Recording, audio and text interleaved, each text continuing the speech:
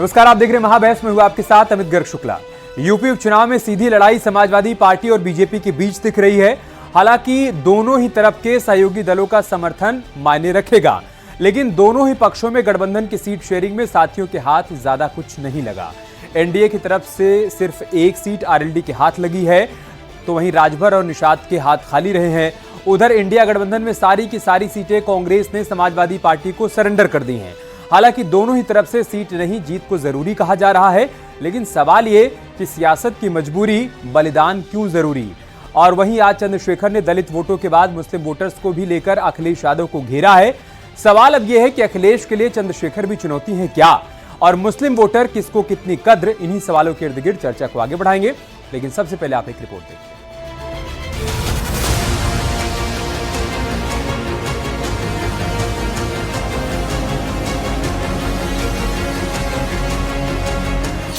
सियासी साथी काम के या सिर्फ नाम के?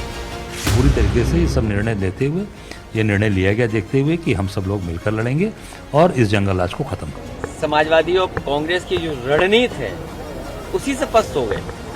अगर रणनीति हमारी है तो उनके भी नेताओं के जो गठबंधन है उनके नेताओं को टिकट क्यों नहीं मिली? सियासत की मजबूरी, बलिदान क्यों जरूरी? कैरियर पर बैठ के अगर शीशा कर रहे हैं करें तो क्या करें। 9 सीटों पर चुनाव, एक भी सीट लेने की उम्मीदवारी नहीं कर पाए, ये तो राजनीति में आश्चर्यचकित रिजल्ट है। राहुल, राजभर, निषाद नहीं भांप पाए बिसा। उपचुनाव में हमने चुनाव न लड़कर लोग कह रहे हैं कि छोड़ दिया, भाग गया, बिक गया, बेच दिया, तमाम तरह के आरोप विपक्ष लगा रहे हैं। हमारे लोगों के अशिक्षा का लाभ उठा रहे हैं, जिन्होंने उनको सुख से या समृद्धि से, विकास से कोसों दूर रखा। अब अखिलेश के लिए चंद्रशेखर भी चुनौती। जिनको आपने 37 एमपी जिनके बना दिए, वो चद्दर तान के एपी में पड़ के सो रहे हैं और चंद्रशेखर आजाद सड़कों पे आपकी लड़ाई लड़ रहा है। मुस्लिम वोटर किसको कितनी कद्र?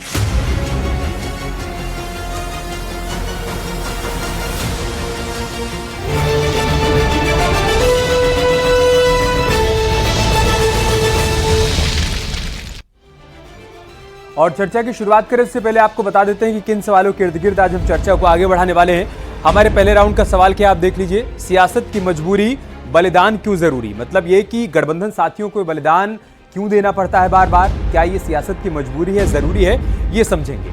अब अखिलेश के लिए चंद्रशेखर भी चुनौती बन रहे हैं क्या? जिस तरीके से चंद्रशेखर ने मुस्लिम वोटों को लेकर टारगेट किया है, क्या वो भी अखिलेश यादव के सामने चुनौती बन रहे हैं क्या? और तीसरे राउंड का सवाल है, मुस्लिम वोटर किसको कितनी कद्र।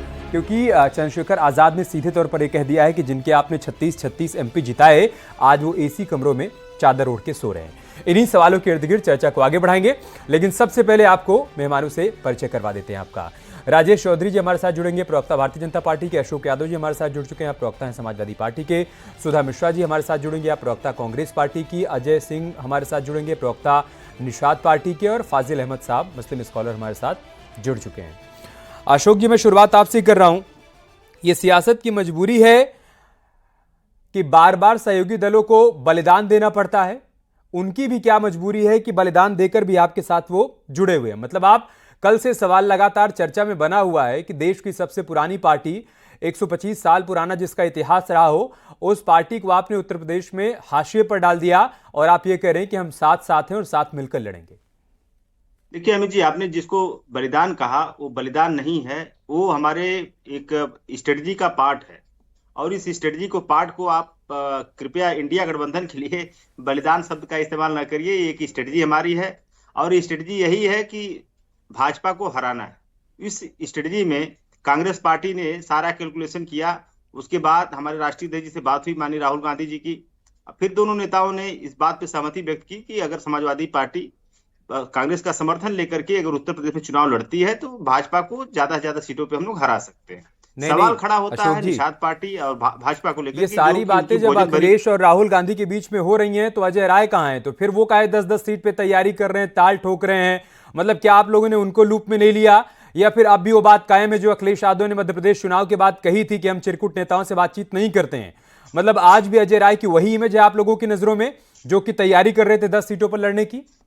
नहीं, देखिए, अजय राय जी प्रदेश कांग्रेस के सम्मानित अध्यक्ष हैं और अजय राय जी अपने पार्टी में बड़े नेता हैं और प्रदेश के बड़े नेता हैं। सवाल ये उठता है जो 10 सीटों का आपने कहा कि तैयारी का, आप ये बताइए, कोई भी दल, कोई भी गठबंधन अगर उपचुनाव या कोई चुनाव आता है तो सारी सीटों पर तैयारी करता है। अमित जी, अगर सारी सीटों पर तैयारी नहीं करेगा, एक दूसरे को कोऑपरेट कैसे कर पाएगा? एक दूसरे का कोऑर्डिनेशन, कोऑपरेशन के लिए सारी सीटों पर तैयारी करना पड़ता है। नहीं, ऐसा नहीं। इसमें कोई जैसा दिक्कत जो वाली पिक्चर बात आप नहीं है। दिखाने की कोशिश कर रहे हैं अशोक जी, वैसी नहीं है। आज भी अजय राय ने प्रेस कॉन्फ्रेंस की और उन्होंने कहा कि देखिए 5 पर हम तैयारी कर रहे थे पुरजोर तरीके से, उन 5 सीटों पर जिन पर 2022 में समाजवादी पार्टी हारी थी। हमको लगा था इस सीट पर ये हार गए तो कम से कम ये 5 सीट तो हमको मिलेगी।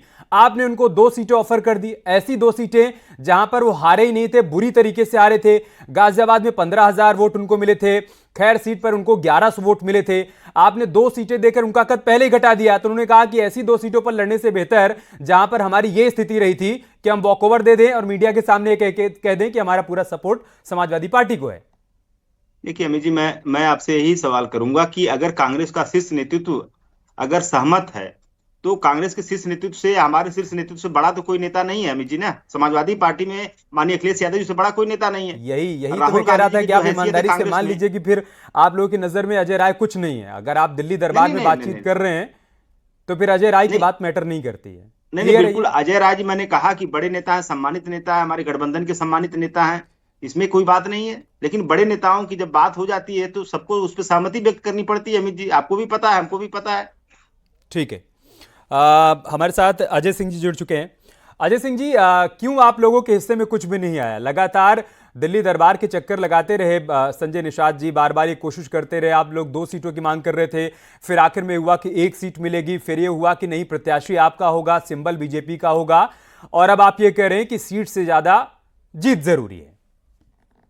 देखिए, गठबंधन के दलों में आपको आपसी सहमति हर बिंदुओं पे बनानी होती है। ये बात सही है कि भारतीय जनता पार्टी बड़े भाई की भूमिका में हमारे साथ निरंतर बनी थी, हम छोटे भाई की भूमिका में थे। निश्चित तौर पे हम 2 सीटों की मांग कर रहे थे, मझवा और कटहरी, क्योंकि वो पुरानी सीटें थी हमारी। 2022 में हम उन सीटों पे लड़े थे, 1 सीट हमने जीता था, दूसरी सीट हम जीतते जीतते रह गए थे। परंतु जो वर्तमान परिस्थिति है, वो परिस्थिति में हमने 2 सीटों की मांग जरूर रखी थी, परंतु भारतीय जनता पार्टी के शीर्ष नेतृत्व ने हमको छोटे भाई की भूमिका में यह दायित्व दिया कि उपचुनाव में आप भारतीय जनता पार्टी को जिताने का काम करिए। मुख्य भूमिका 2027 में आपकी होगी और वो मुख्य भूमिका के लिए हम भारतीय जनता पार्टी के साथ उन्हीं आशा और विश्वास के साथ निरंतर बने रहेंगे। क्या यही कारण है कि आपको 2027 के लिए जो आश्वासन दिया गया है उस आधार पर आप लोग मान गए, या 2019 निश्चित तौर पे जब कहीं सेक्रीफाइस होता है तो कहीं उसका इनाम भी होता है। और भारतीय जनता पार्टी, देखिए, बहुत बड़े दिल की पार्टी है। हम लोग कभी भी ऐसी कोई वक्तव्य या कोई भी ऐसी बात नहीं रखेंगे कि किसी को यह संदेश जाए कि भारतीय जनता पार्टी और निषाद पार्टी में किसी बात की कटुता या किसी बात का मिसअंडरस्टैंडिंग है। कटुता नहीं हम है, कतई ऐसी कोई बात नहीं रखेंगे। और बात कर रहे थे कि 2019 में जब आप बीजेपी के साथ जुड़े थे तब आपकी जो प्रोफाइल हुआ करती थी और आपसे जो उम्मीदें थी वो 2024 में कुछ हद तक हल्की हो गई। मतलब प्रवीण निषाद के भी हार जाने के बाद क्या आप उन उम्मीदों को झटका लगा और आप कमजोर हो गए, इस वजह से आप अपनी बात नहीं रख पाए पुरजोर तरीके से? हार और जीत से प्रोफाइल छोटी या बड़ी नहीं होती है, क्योंकि चुनाव में आपका दायित्व जो दिया जाता है उसको बखूबी लड़ना और लड़के जीतने की व्यवस्था कायम करना। परंतु हार और जीत से उसकी प्रोफाइल छोटी बड़ी नहीं होती है। मेरा ऐसा मानना है कि माननीय प्रवीण निषाद जी ने संत कबीर की सीट से भारतीय जनता पार्टी के सिंबल पर चुनाव लड़ा था और भारतीय जनता पार्टी ने उन्हें लड़ाने के लिए हर संभव प्रयास किया था। और परिस्थितियां कुछ अनुकूल और प्रतिकूल होती हैं जहां हार और जीत होती है, लेकिन हमारा दायित्व और हमारे निर्वहन में कोई परिवर्तन नहीं है। निषाद पार्टी उसी तन्मयता से भारतीय जनता पार्टी के साथ कंधे से कंधा मिला के आपके उपचुनाव में भी साथ रहेगी और 2027 में हम बड़ी भूमिका के साथ उनके साथ जुड़ के आएंगे। ठीक है, सुधा जी, आप ही के पार्टी के एक प्रवक्ता इस बात को डिफेंड कर रहे थे कल जब सवाल बार बार किया जा रहा था कि देश की सबसे पुरानी पार्टी 125 साल का जिसका इतिहास रहा है वो उत्तर प्रदेश में हाशिए पर चली जाए और उपचुनाव में कहीं उसकी मौजूदगी देखने को ना मिले तो कार्यकर्ता हतोत्साहित होते हैं, ये सवाल खड़ा हो रहा है। तब उन्होंने कहा कि नहीं, बिल्कुल ऐसा नहीं है, हमारे सारे कार्यकर्ता एकजुट हैं, हम समाजवादी पार्टी के प्रत्याशियों को सपोर्ट करेंगे और हमारा गठबंधन पूरी मजबूती के साथ चुनाव लड़ेगा। लेकिन ऑफ द रिकॉर्ड उनके मन में भी ये टीस थी। उन्होंने कहा कि हम तो तैयारियों में जुटे हुए थे और 2027 तक हमें लगा था कि हमारे जो कार्यकर्ता शुष्क अवस्था में चले गए हैं उनको संजीवनी मिलेगी जब उपचुनाव में हम 5 सीटों पर पुरजोर तरीके से अपनी मौजूदगी को दर्ज करवाएंगे। पहले वो तब ठगा हुआ महसूस कर रहा था जब उसको सिर्फ 2 सीटें पता चला कि हमारी पार्टी को 2 सीटें मिल रही हैं, और बाद में जब पार्टी ने तय किया कि हम तो एक भी कैंडिडेट नहीं उतारेंगे, तब उसे लगा कि अब क्या ही कहा जाए। ये ऑफ द रिकॉर्ड है। देखिए, ऑफ द रिकॉर्ड कुछ भी बातें कह सकती हैं आप मेरे लिए कुछ कह दो, मैं आपके लिए कुछ कह दूं, ये तो कहने की बातें हैं। लेकिन जब हम किसी भी संगठन में किसी भी जगह कार्यरत होते हैं और हमारा कुछ उसके लिए उद्देश्य निहित होता है, तो जाहिर सी बात है जो ऑन रिकॉर्ड और लिखित में होगा ना, वही सच माना जाता है। आप अगर अपना आधार कार्ड बनाने जाएंगे, आपका अगर आपने गलत उम्र लिखवा दी है तो वो मानी नहीं जाएगी, जो लिखा है वही माना जाएगा। तो यहाँ पे बहुत जरूरी है, जो आप लोग ऑफ रिकॉर्ड कह के बातें कर लेते हैं, नाम बताइए किसने क्या कहा। जाहिर सी बात है, अभी आपने देखा होगा अजय राय जी हमारे जो अध्यक्ष हैं उत्तर प्रदेश के, उन्होंने बकायदा सारे सीटों पे कौन कहाँ कोऑर्डिनेट करेगा, कौन देखेगा, कैसे हम अपने उपचुनाव पे जो 9 हमारी सीटें हैं उस पे कैसे काम करनी, उसका पूरा हमारा आ चुका है, कौन कहाँ रहेगा, कौन क्या करेगा। तो जाहिर सी बात है, जब हमारा उद्देश्य लक्ष्य हमारा जीत है, उपचुनाव है, ऐसा नहीं है कि हम विधानसभा के चुनाव या लोकसभा चुनाव में हमने कर दिया कि सब सारी सीटें सपा लड़ रही है और हम नहीं लड़ रहे हैं। ये सब कहने की बातें होती हैं, और ये सब ऑफ कैमरा ऑन कैमरा ये कहने का एक तरीका होता है कि अपनी बातों को हम सस्टेन करें, आगे बढ़ाएं, कि हम नहीं सामने तो कुछ और कहा गया, पीछे और कुछ कहा गया। भाई जो पीछे जो ऑन रिकॉर्ड नहीं है उसकी बातें करके हम किसी डिबेट में उसको आप प्रूव करके नहीं रख सकते हैं। और जाहिर सी बात है, कोई भी पार्टी होगी, अब देखिए नाम तो ना नाम एक हो तो बता भी दिया जाए। आप अपने आसपास भी अगर पूछेंगी ना, आप बताइए। सुनिए, मैं आप मेरी बात सुन लीजिए। जब आप अपने ऑफिस के बाहर चाय पीने जाते होंगे, अपने ऑफिस से बहुत दिक्कतें होती होंगी और बहुत बातें करते होंगे, लेकिन जब बॉस के सामने होते होंगे तो दूसरी बातें निकलती होंगी। किसी भी संगठन की दिक्कतें नहीं, तो आप भी करते होंगे ना, दिक्कतें हो रही होंगी। नहीं, मानवीय प्रवृत्ति है, आप समझे। यही मैं आपसे कह रहा हूं, ये मानवीय प्रवृत्ति है। वो कार्यकर्ता जो तैयारी में जुटे हुए थे, कम से कम उनको तकलीफ तो हो ही रही होगी, परेशानी हो रही है, इसलिए मैंने आपसे सवाल किया। तकलीफ चैनल से अपने है, ऐसा नहीं है। मानवीय प्रवृत्ति है, जब हम कहीं चीजें कुछ अपने काम से अलग होते हैं तो उस पर हमारी बातचीत अलग होती है, और जब हम कहीं काम में होते हैं तो संगठन, अपने ऑफिस, अपने इंस्टीट्यूशन में जहां होते हैं, उसके मजबूरी में सही, लेकिन करना पड़ता है। ये आपको करना चाहिए, आपका कर्तव्य बोध कहता है, और करना ही चाहिए, क्योंकि संगठन तभी आगे बढ़ेगा जब डिसिप्लिन और दिए गए शीर्ष नेतृत्व अधिकार को भूल जाए, बात सिर्फ कर्तव्य की। अधिकार नहीं बोलते, अरे कैसी बात कर रहे हैं आप खुद हम कह रहे हैं अधिकार को भूल जाए, सिर्फ कर्तव्य की बात। कोई अधिकार नहीं। अगर हम किसी संगठन से जुड़े हैं, उच्चादर्श है और लक्ष्य अलग एक है, तो वहां पे आपको अपने स्वार्थ को, अपने निजता को अलग रख के संगठन के सोचना चाहिए। और यही मतलब वो कार्यकर्ता का अधिकार नहीं, स्वार्थ है। ठीक है, नहीं, कैसी बात कर रहे हैं आप, कैसी बात कर रहे हैं आप? कर रही हैं, मैं कहां कर रहा हूं? बिल्कुल नहीं, मैं कह रही हूं स्वार्थ को किनारे रख के। स्वार्थ नहीं, मैंने कहा संगठन से मत जुड़िए ना, अपने स्वार्थ में लगे रहिए। आप जब किसी पार्टी से, किसी दल से, किसी संगठन से जुड़ते हैं तो आपका पहला उद्देश्य, मैं कार्यकर्ताओं के विवेक पे छोड़ देता हूं कि आपने क्या कहा, उन्होंने क्या समझा। नहीं, मैंने क्या नहीं कहा। ये आप राजेश चौधरी भी हमारे साथ जुड़ चुके हैं, एक बार उनका काउंटर ले लेते हैं, उसके बाद मैं आपके पास आ रहा हूं फाजिल अहमद साहब। ठीक है सुधा जी, आपकी बात मैंने कांग्रेस पार्टी के कार्यकर्ताओं और समर्थकों पर छोड़ दी है। राजेश चौधरी जी, क्यों किया? मतलब संजय निषाद जी लगातार चक्कर काटते रहे और ओपी राजभर के भी मन में था कि एक आध सीट तो मिली जाएगी। संजय निषाद जी 2 सीटों की मांग कर रहे थे, उनको एक भी नहीं मिली। मतलब क्या इनकी मजबूरी है कि आपके साथ जुड़े रहें और आपके लिए जरूरी नहीं है कि आप इनकी वैल्यू करें, या फिर इनके अधिकार को, इनकी हिस्सेदारी को इनको दें? देखिए, गठबंधन धर्म जब हम निभाते हैं, जब एक दूसरे के साथ मिलकर के काम करते हैं, तो कई चीजें ऐसी होती हैं जो साथ में मिलकर के हम काम करते हैं। लोकसभा चुनाव में साथ थे संजय निषाद जी के साथ, विधानसभा चुनाव में थे, आगे भी साथ रहेंगे। और चुनाव जीतने की जो परिस्थितियां रहती हैं उस हिसाब से पार्टियां निर्णय करती हैं, और संजय निषाद जी हमारे निर्णय के साथ हैं। नहीं, साथ तो हैं ही, अब उनकी मजबूरी है, साथ में रहेंगे, लेकिन बार बार वो दिल्ली चक्कर लगाते रहे। संजय जी, ये तो आपको भी मालूम है कि वो दिल्ली किस लिए आ रहे थे, और वो कह भी रहे थे कि हम 2 सीट की मांग कर रहे हैं। बाद में तो ये कहने लगे कि चलो 1 सीट मिल जाए तब भी ठीक है। फिर ये हुआ कि नहीं, सिंबल आपका होगा, प्रत्याशी उनका होगा, और आखिर में भी तय हुआ कि नहीं, आप लोग साइड में रहिए, सपोर्ट करिए, लेकिन सीट मत मांगिए। देखिए, लोकतंत्र में अपनी बात कहने का हर व्यक्ति को हक होता है। वो भी अपनी बात कह रहे थे। ये आपका विचार हो सकता है जो आप कह रहे हैं, पर मेरा ये मानना है आधिकारिक रूप से कि हम सब एक हैं, साथ मिलकर के चुनाव लड़ रहे हैं, आगे भी साथ मिलकर के चुनाव लड़ेंगे। सबने बैठ करके निर्णय किया है। हमारे निर्णय और उनके निर्णय अलग नहीं है, एक ही है दोनों के निर्णय। हम उनके निर्णय के साथ हैं, वो हमारे निर्णय के साथ हैं। सब मिलकर के निर्णय करते हैं और ये निर्णय किया है कि हम किसी भी तरह से 10 की 10 सीटें भारतीय जनता पार्टी उत्तर प्रदेश के अंदर गठबंधन, हमारा इंडिया गठबंधन जीते। ठीक है, ओके। फाजिल अहमद साहब, मुस्लिम वोटर्स को लेकर एक बार फिर से सियासत चरम पर है और चंद्रशेखर आजाद जिस तरीके से मुखर होकर बोल रहे हैं और सीधे तौर पर अखिलेश यादव को निशाने पर ले रहे हैं, आपको लग रहा है कि वोटर बटेगा, इस बार वो भटकेगा जो 2022 के चुनाव में, 2024 के चुनाव में एकजुट नजर आया था? देखिए, अभी जो आप चर्चा कर रहे हैं कि निषाद पार्टी पे मैं आता हूं। निषाद समाज की निषाद पार्टी 2017 में सबसे बड़ा इनका जो वादा था कि निषाद समाज को अनुसूचित जाति में शामिल करना, इसके लिए 17 से लेकर 24 हो गया और इतने साल, 7-8 साल में कोई भी कार्रवाई, कोई भी एक लाइन की कार्रवाई नहीं हुई। तो भारतीय जनता पार्टी समझ चुकी है कि निषाद समाज का विश्वास निषाद पार्टी खो चुकी है। अब उनका कोई अस्तित्व समाज में बचा नहीं, क्योंकि 7-8 साल अपनी बातों को, बहुत ही गरीब समाज है निषाद समाज, मुख्य धारा से बहुत दूर है, बहुत उसकी रोजी रोटी के संकट, जमीन नहीं है, नौकरी नहीं है, शिक्षा नहीं है, सम्मान नहीं है। तो निषाद पार्टी इन सारे वादों को लेकर के भारतीय जनता पार्टी के साथ गठबंधन करके निषाद समाज से बहुत कुछ वादा किया था कि हम ये सारी चीजें आपके लिए करेंगे।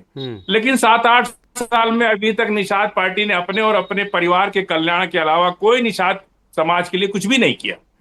इसलिए निषाद समाज के ये लोग हो चुके हैं और अब इनके बस का भी नहीं है किसी बीजेपी से नेगोशिएशन करना, उनसे मोल भाव करना कि आप हमको सीट दीजिए या मत दीजिए। यही बात, क्योंकि अभी पूरी तरह से नतमस्तक हो चुके हैं, अखिलेश यादव के प्रति कह रहे हैं इनकी पार्टी चल रही है, इसलिए सीट उठ कहाँ मिलनी है। और दूसरी बात यह है कि जब अब इनका कुछ नहीं होने वाला है, भारतीय जनता पार्टी जान चुकी है कि निषाद समाज का इनको अपना विश्वास खो चुके हैं। दूसरी बात, आजाद समाज पार्टी या और कितने भी लोग हैं, मुसलमान इतना पागल तो नहीं है कि वो वोट देने से पहले कुछ तो सोचता है। हर कोई सोचता है, हर समाज सोचता है। ठीक उसी तरह से मुसलमान भी जानता है कि इस प्रदेश के 10 सीटों का चुनाव बहुत कुछ देश की राजनीति पर निर्भर करता है। तो कौन हम दो ही विचारधारा है इस देश के अंदर, एक इंडिया गठबंधन और एक भाजपा गठबंधन।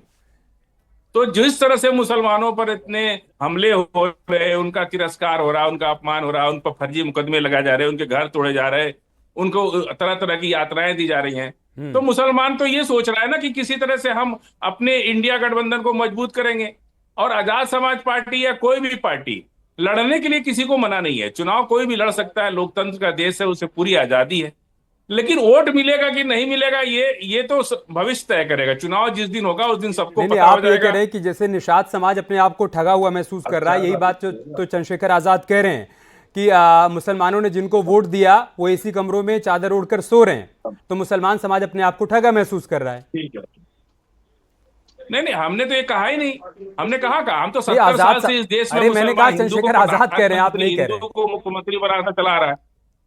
नहीं, हम तो ये देखिए, हम लोग का कोई मतलब नहीं है इसमें। हम लोग 70 साल से हिंदू को प्रधानमंत्री और मुख्यमंत्री बनाते चले आ रहे हैं। गांव का मुखिया भी हिंदू को बनाते हैं, विधायक भी हिंदू को बनाते हैं, सांसद भी हिंदू को बना रहे हैं। आज से नहीं, 70 साल से बना रहे। कोई हम लोग का अपना कोई एजेंडा नहीं है, ना हमारी कोई पार्टी है, ना हमारा कोई संगठन है, और ना हम लोग का राजनीति में कोई इंटरेस्ट है।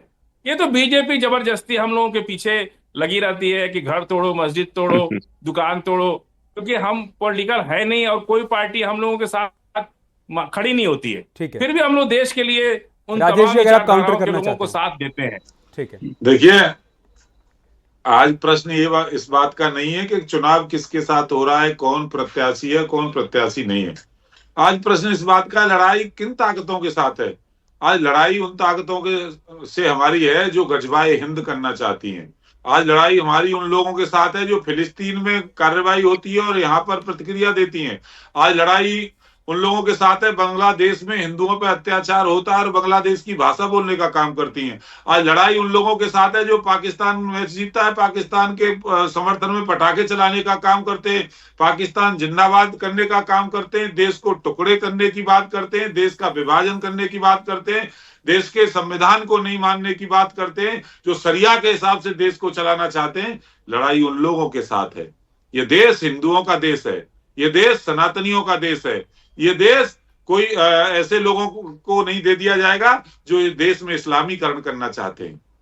ये बात हमें सोचनी होगी। आज किस तरह के जिहाद चल रहा है, आप देखेंगे लव जिहाद चल रहा है, जमीन जिहाद चल रहा है, जनसंख्या जिहाद चल रहा है। ये लोग इस्लाम के नाम पर देश को कब्जाना चाहते हैं, देश का इस्लामीकरण करना चाहते हैं। ये भली बात उत्तर प्रदेश की जनता जानती है, इनके चरित्र को जानती है। अरे इस्लाम के खिलाफ कोई बोलेगा तो उसका शर्म कलम कर देंगे। देखा आपने लखनऊ के अंदर तिवारी को कैसे इन लोगों ने मार दिया, आपने देखा राजस्थान के अंदर कन्हैया का कैसे शर्म कर दिया, सर कलम कर दिया। ये अभिव्यक्ति की आजादी छीनना चाहते हैं। ये लोग जो आतंकवादी हैं, आतंकवादी देश के अंदर फैलाना चाहते हैं।